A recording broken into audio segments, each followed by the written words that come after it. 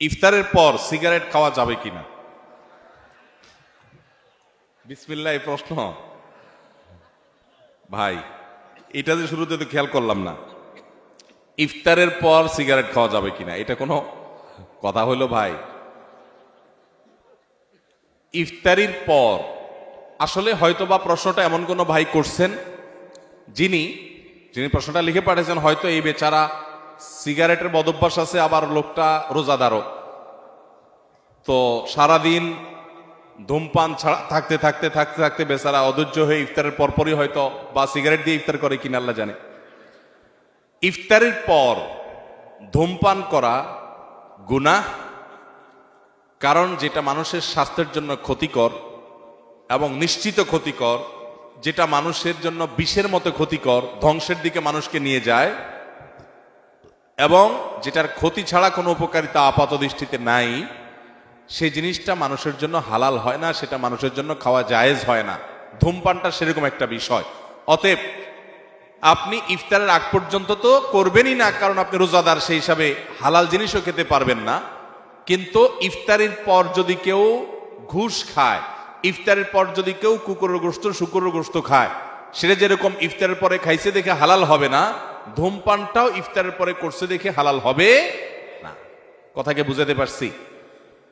আমাদের সমাজে কোন কোন ঘুষখোর আছে, আমি শুনেছি, দেখি নাই, যে তারা নাকি বিভিন্ন অফিসে ঘুষ খাওয়ার সময় যখন যারা ঘুষ দিবে ক্লায়েন্ট তারা আসে, তখন নাকি ড্রয়ারটা খুলে বলে, এখানে রেখে দেন ভাই, আমি রোজা আছি তো ইফতারের পরে নেব।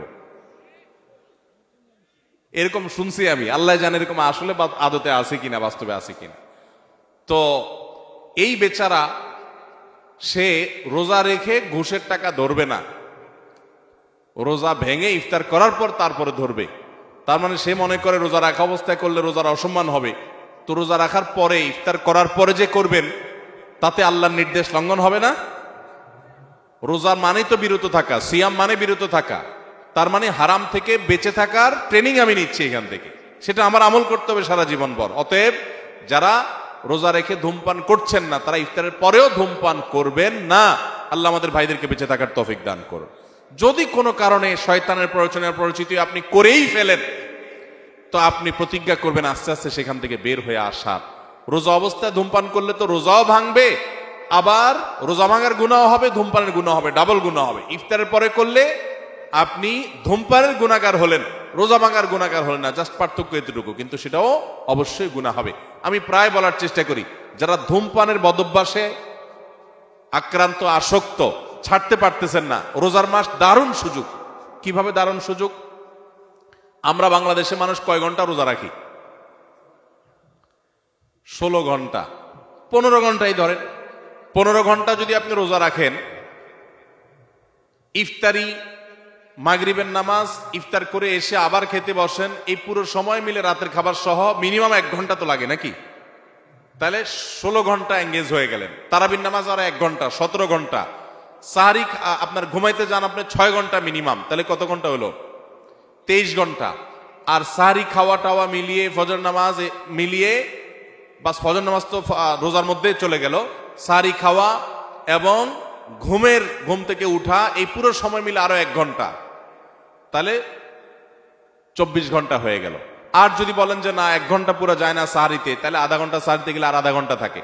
রমজান মাসে কেউ এই আধা ঘন্টা 1 ঘন্টার সময় কষ্ট করে তার নেশাটাকে আটকায় রাখতে পারলেই তার দ্বারা পুরো 30 দিনে অভ্যাসটা পরিবর্তন করা সম্ভব। কারণ 23 ঘন্টা তার ধূমপানের সুযোগই নেই, বিশেষ করে 15 ঘন্টা রোজা আর 6 ঘন্টা ঘুম, তাহলে 21 ঘন্টাতে এখানে ফিক্সড। আর বাকি ইফতার, তারাবি, অন্য সব মিলে যদি আরো 1-2 ঘন্টাও দেন, তো 22-23 ঘন্টা তো আপনি এমনি ধূমপান করতে পারতেছেন না, আর 1-2 ঘন্টা কষ্ট করলেই ধূমপান ছাড়া সম্ভব, শুধু হিম্মত করতে হবে। আল্লাহ আমাদের ধূমপায়ী ভাইদেরকে ধূমপান রমজান মাসে অন্তত ত্যাগ করার তৌফিক দান করুন।